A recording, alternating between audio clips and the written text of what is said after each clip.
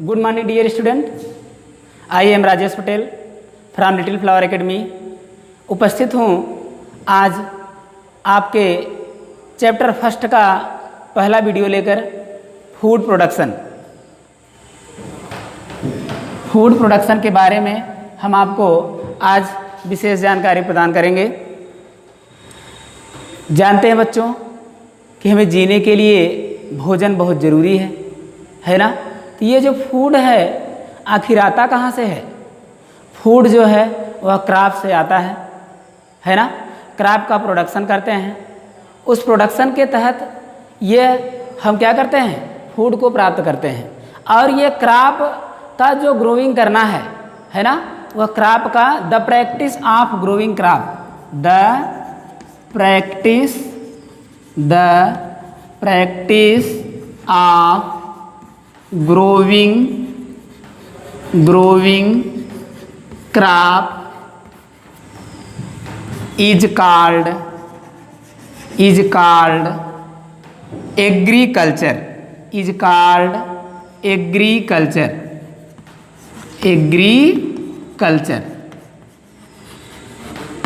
जो ये word agriculture है बच्चों, एग्रीकल्चर वर्ड लैटिन भाषा के, किस भाषा के? लैटिन भाषा के दो शब्दों एगर और आपका कल्चर से मिलकर के बना है ना। एगर और कल्चर से मिलकर के बना है। एगर का मतलब होता है, ager means field and culture means cultivation, अर्थात फील्ड में किया गया कल्टीवेशन वह क्या कहलाता है? आपका एग्रीकल्चर कहलाता है ना। तो क्रॉप जो होता है वह क्या होता है, थोड़ा सा इसके बारे में जान लीजिए। चूंकि बात क्रॉप की आई है तो क्रॉप है क्या? क्रॉप जो है ना, लार्ज अमाउंट में प्लांट को एक ही फील्ड में जो तैयार किया जाता है वह क्या है? आपका क्रॉप है ना। जैसे plant growing in large scale in same field is called crop. यह क्या होता है? क्रॉप होता है ना। ऐसे क्रॉप जिनसे हमें फूड का प्रोडक्शन होता है, यानी कि फूड प्राप्त करते हैं, उन्हें हम फूड क्रॉप कहते हैं। फूड क्रॉप में आपका राइस हो गया, व्हीट हो गया, पी हो गया, है ना, ETC। ये क्या है? आपके फूड क्रॉप हैं। वेजिटेबल्स हो गए, और जिनसे हमें कुछ अर्निंग होती है उन्हें हम कैश क्रॉप कहते हैं। क्या कहते हैं? कैश क्रॉप कहते हैं। कैश क्रॉप में आपका जूट है, क्या है? जूट है, काटन है, कॉफ़ी है। ये आपके क्या हैं? ये आपके कैश क्रॉप के अंतर्गत आते हैं। ठीक। अब एक होता है प्लांटेशन। प्लांटेशन क्या है? थोड़ा सा उस पर हम चर्चा करते हैं। प्लांटेशन कुछ ऐसे प्लांट्स हैं जिनका हम क्या करते हैं? रोपण करते हैं ना, यानी कि उनकी पहले नर्सरी तैयार करते हैं, फिर उनको रोपते हैं। उन्हें हम क्या कहते हैं? प्लांटेशन, यानी प्लांटेशन क्रॉप वे क्रॉप हैं जैसे आपके कॉफ़ी है ना, कॉफ़ी, राइस ना, जिसे पैडी कहते हैं। ये सब आपके क्या हैं? प्लांटेशन क्रॉप हैं। चिली है ना, ये क्या हैं? ETC। ये आपके क्या हैं? प्लांटेशन क्रॉप हैं। एक टर्म है बच्चों, वह हार्टिकल्चर। क्या है? हार्टिकल्चर क्या है ना। कल्चर से ही आपको पता चल गया कि संवर्धन करना है। हार्टिकल्चर में आपके फ्लावर्स, कुछ फ्लावर्स, वेजिटेबल्स आदि हम जो उगाते हैं, है ना, उन्हें हम क्या कहते हैं, हार्टिकल्चर के तहत रखते हैं, है ना। तो किसी का भी कल्चर करने के लिए फार्मिंग के तहत फार्मर मतलब सीजन बाय सीजन ना हम क्या करते हैं, फसलों को यानी कि क्रॉप को बोते हैं। तो हमारे इंडिया में सीजन के आधार पर, है ना, जो हमारा इंडिया है यानी कि भारत, वहाँ पर सीजन के आधार पर फसलों को 3 भागों में बांटा गया है। एक है आपका रबी, दूसरा है आपका खरीफ, है ना, तीसरा है आपका जायद। तीसरा क्या है, जायद, है ना। तो रबी की जो फसल है वह अक्टूबर में बोई जाती है। कब बोई जाती है, अक्टूबर में बोई जाती है ना। अक्टूबर में आप क्या करते हैं, सोइंग इन अक्टूबर। और हार्वेस्ट कब करते हैं, हार्वेस्ट कब करते हैं इसको, मार्च में हार्वेस्ट करते हैं। किसको, मार्च में। जैसे आपका एग्जाम्पल के तौर पर देख लीजिए कि किन्हें हम आपके रबी के क्रॉप कहेंगे। तो रबी के क्रॉप में आपका आ जाएगा व्हीट, है ना, ग्राम, है ना, और मस्टर्ड। ये आपके क्या हैं, आपके रबी क्रॉप हैं। ETC ये रबी क्रॉप हैं। और खरीफ की जो क्रॉप होती है वह आपके मानसून में यानी कि sowing in monsoon, sowing in monsoon, sowing in during monsoon, मतलब मानसून के दौरान यह बोई जाती है। और अक्टूबर के आसपास इसकी हार्वेस्टिंग होती है। हार्वेस्टिंग कब होती है, अक्टूबर में होती है। हार्वेस्टिंग कब होती है, अक्टूबर में होती है। तो यह क्या है, जैसे आपके पैडी हुआ, है ना, यह आपका क्या हो गया, खरीफ क्रॉप है। और उसके बाद जायद की फसल है। जायद इन दोनों के मध्य में यानी कि मिडिल में बोई जाती है, यानी कि मार्च में बोई जाती है। सोइंग इन मार्च, सोइंग इन मार्च। और आपके मानसून से पहले क्या होती है, हार्वेस्ट कर ली जाती है। क्या कर ली जाती है, मानसून से पहले इसको हार्वेस्ट कर लिया जाता है। तो according to season in India जो crops are 3 types, rabi, kharif and zaid. ठीक, अब इन क्रॉप को ग्रो करने के लिए जो फार्मर्स हैं उनको क्या करते हैं, निम्नलिखित यानी कि कुछ फॉलोइंग स्टेप्स का पालन करते हैं। एग्रीकल्चर में आप कह सकते हैं कि कुछ फॉलोइंग स्टेप्स जो हैं उनका पालन होता है। तो सबसे पहला जो स्टेप है वह है आपका प्रिपेयरिंग सॉयल, है ना। दूसरा सोविंग सीड्स।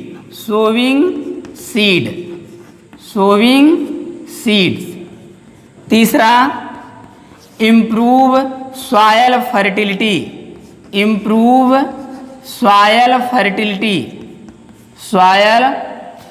फर्टिलिटी। और चौथा है इरिगेशन। क्या है, इरिगेशन। पांचवा स्टेप है क्रॉप प्रोटेक्शन। छठा स्टेप है आपका हार्वेस्टिंग। क्या, हार्वेस्टिंग। और सातवां स्टेप है स्टोरेज। क्या है, स्टोरेज।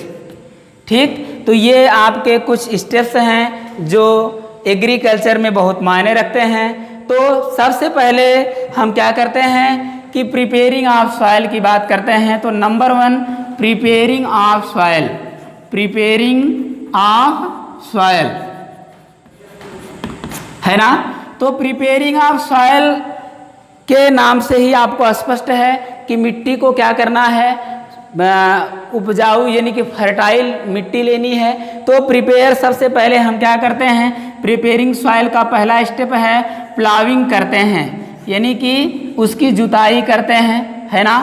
जो आपकी गहरी जुताई होती है, जब जुताई उसमें कर देते हैं तो क्या होता है, जिससे जो आप प्लांट उसमें डालें यानी कि बीज डालें, जब वह प्लांट बनने लगे तो उसकी जो रूट्स हैं वह बहुत ही आसानी से वह ज़मीन के अंदर जा सके, इसलिए उसकी क्या होती है, प्लाविंग की जाती है, यानी जुताई की जाती है। दूसरा है लेवलिंग, है ना। क्या करना है, लेवलिंग।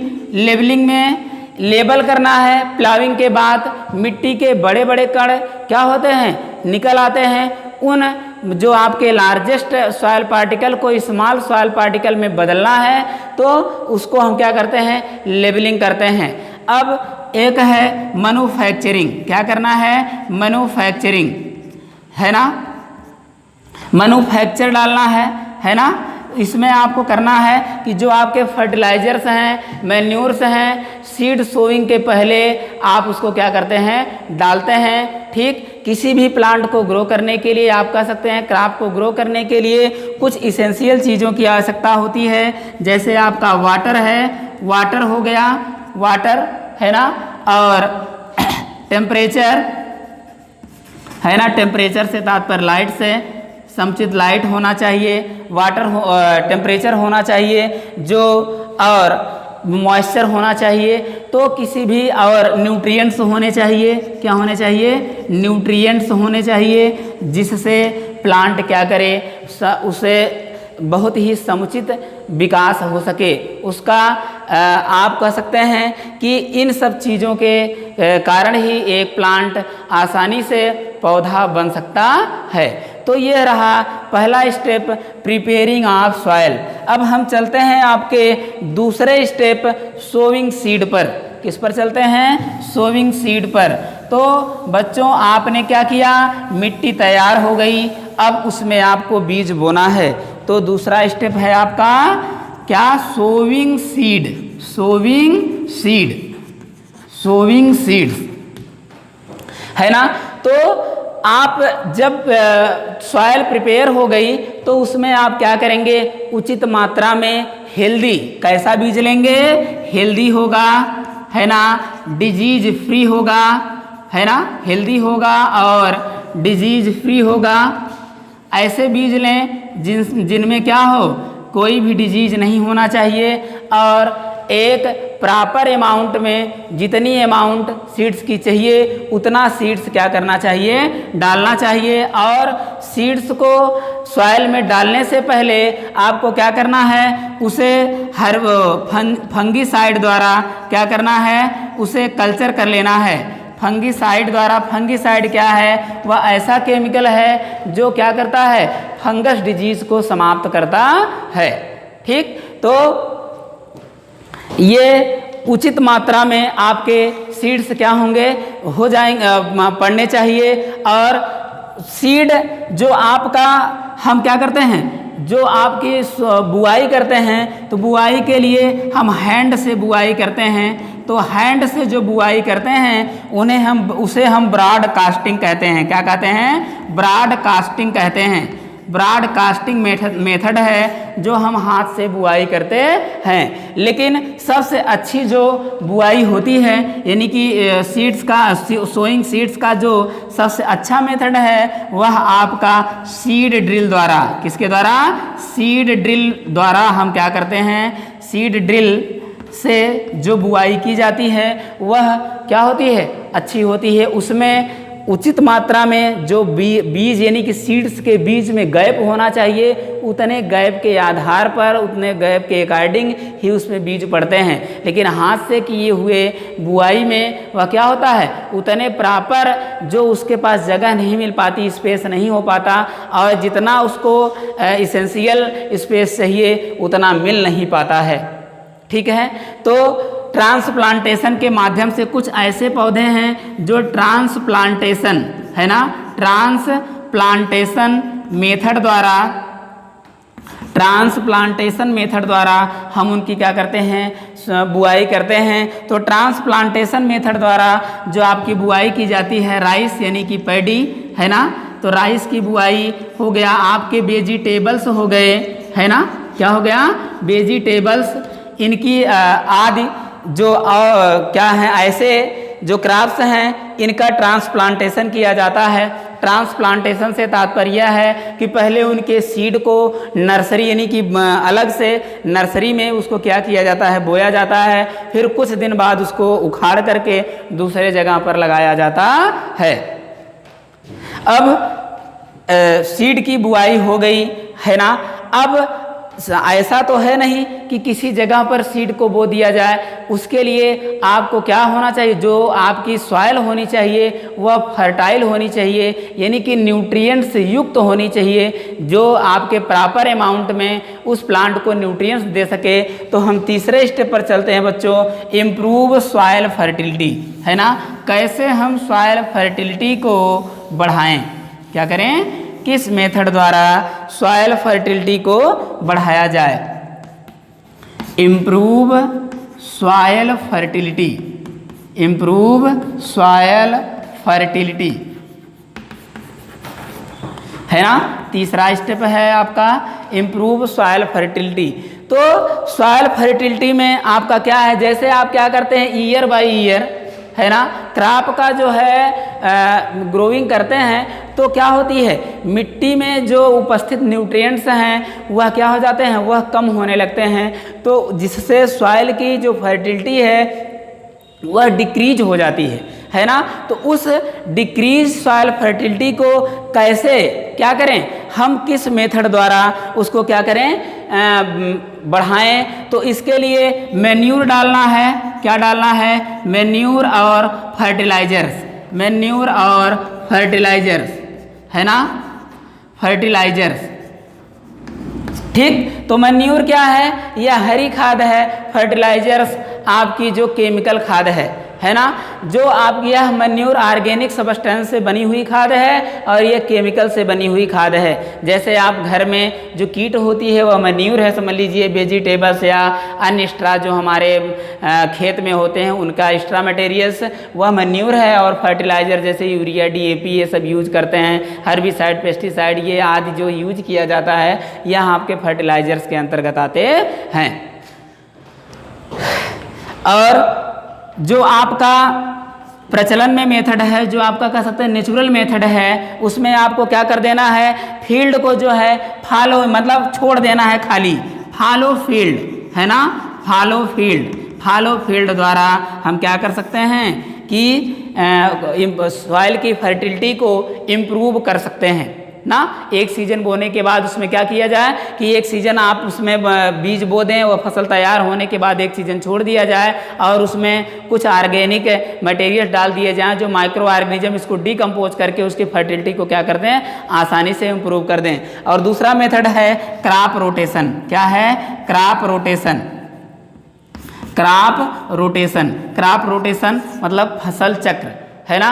क्रॉप रोटेशन है क्या, the practice of growing different crop in a season is known as crop rotation. मतलब एक सीजन में डिफरेंट प्रकार के क्रॉप को हम क्या करते हैं, बोते हैं, उस प्रोसेस को या उसे हम क्या कहते हैं, क्रॉप रोटेशन कहते हैं, है ना। क्रॉप रोटेशन जैसे आप राइस के बाद मस्टर्ड बो दीजिए, है ना, राइस के बाद मस्टर्ड बो दीजिए, ठीक, और जिससे क्या होगी, यह इसकी सॉइल फर्टिलिटी इम्प्रूव होगी। अब हम जानते हैं कि एयर में नाइट्रोजन क्या होता है, प्रेजेंट रहता है, तो उस एयर में उपस्थित जो नाइट्रोजन है उसको नाइट्रोजन फिक्सेशन द्वारा हम क्या कर सकते हैं, सॉइल की फर्टिलिटी को बढ़ा सकते हैं। तो सॉइल फर्टिलिटी को बढ़ाने के लिए आप जानते हैं लिग्यूम यानी कि जो फलीदार पौधे हैं उनकी जड़ों में बैक्टीरिया पाया जाता है, राइजोबियम। कौन बैक्टीरिया पाया जाता है, राइजोबियम, राइजोबियम नाम का बैक्टीरिया पाया जाता है, और जो क्या करता है, एटमॉस्फेरिक नाइट्रोजन को क्या करता है, फिक्स करता है। तो नाइट्रोजन फिक्सेशन की प्रक्रिया को हम थोड़ा सा आपको डिटेल में समझाते हैं कि नाइट्रोजन फिक्सेशन है क्या, है ना। तो बात करते हैं नाइट्रोजन फिक्सेशन, नाइट्रोजन फिक्सेशन,